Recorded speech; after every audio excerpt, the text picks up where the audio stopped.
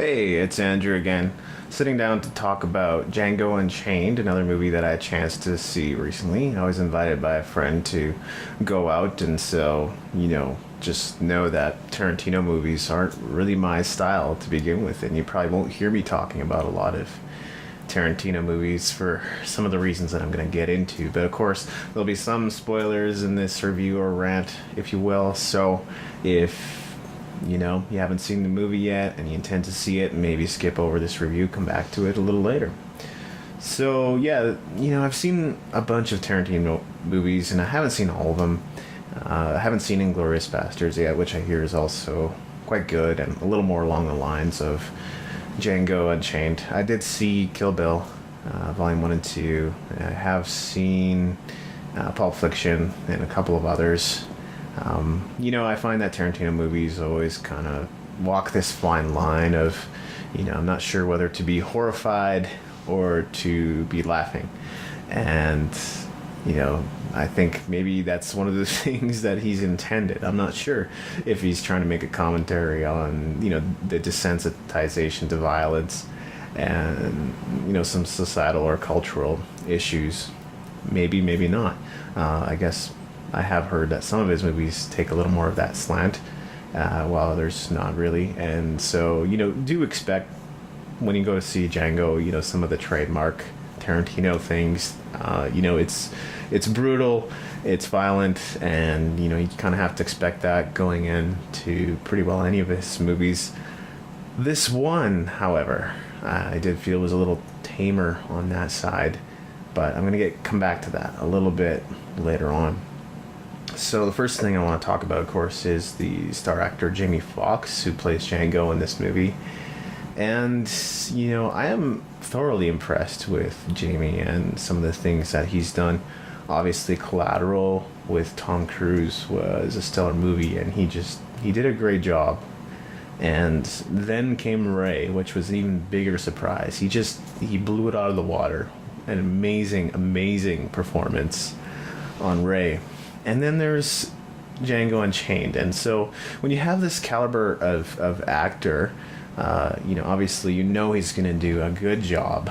But I feel like, he's kind of got this persona, a little bit more like on Collateral, where he's got that timid side and talking under the breath. And even though Django isn't necessarily a timid character, the setting is such that, he's been oppressed, he's in slavery and that kind of stuff. So he is kind of this, stoic talking under the breath character, and he does gain more confidence as he goes and develops a little more boldness later on in the movie. But as far as the way in which he talks and all that kind of stuff, I do feel like it's under the breath, and it's one of his styles. I don't think it's his best style, but it works for the purpose of the movie, and like I said, for the reasons that we've established here, that Django is a slave and has been in slavery and all that kind of stuff, kind of contributes to the fact that this character obviously is bound to be a little bit timid at first, even though he develops into a killer very quickly in this film.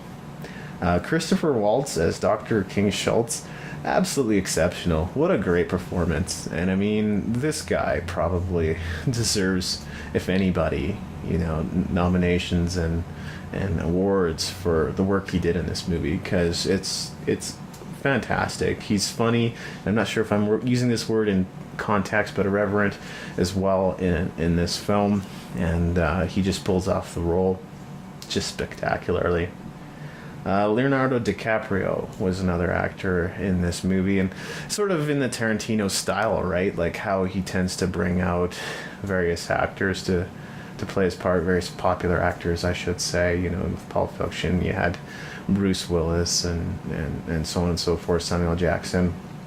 So I guess what I'm trying to get at is Leonardo DiCaprio is kind of a bit part, like he's a significant character in this movie, but he doesn't even come in till about, I want to say, halfway through, maybe 3/8 of the way through the movie. So he's still a significant character, but he is kind of the enemy in this case, or at least a threat to Dr. King Schultz and Django. So he plays the role of Calvin Candy in this movie.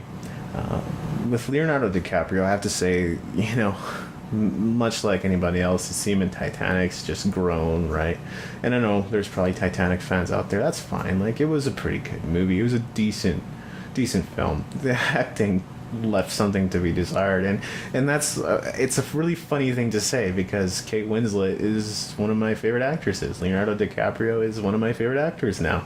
But if it was just based on their career and what they did in Titanic, there's no way that would have happened. So what really impressed me with Leonardo DiCaprio was The Aviator. The Aviator is really where I saw that this guy had a lot of depth and a lot of acting skills. So he played that role of Howard Hughes so incredibly well. So if you haven't seen that movie, I would certainly encourage you. It's not necessarily for the faint of heart. Like, it's not a horror thriller along the lines of Shutter Island.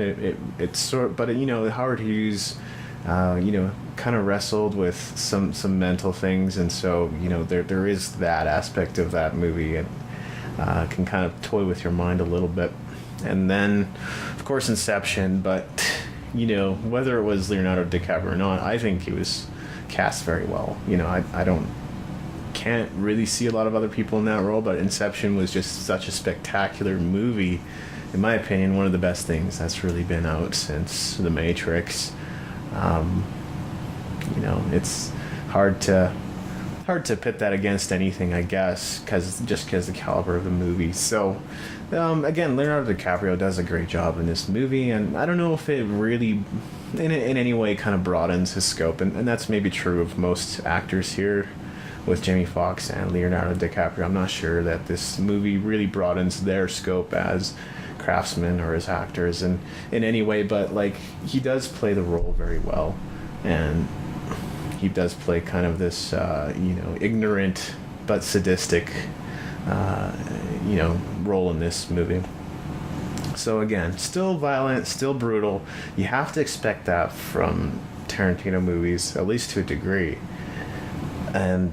But again, as I was saying earlier, it's less than other. I felt like it was less than other Tarantino movies. I felt like Django was actually a character with some kind of realistic motivation, and a lot of other movies, like I know Kill Bill, our protagonist did have some kind of motivation for what she did, but it gets to be, in my opinion, pretty over the top.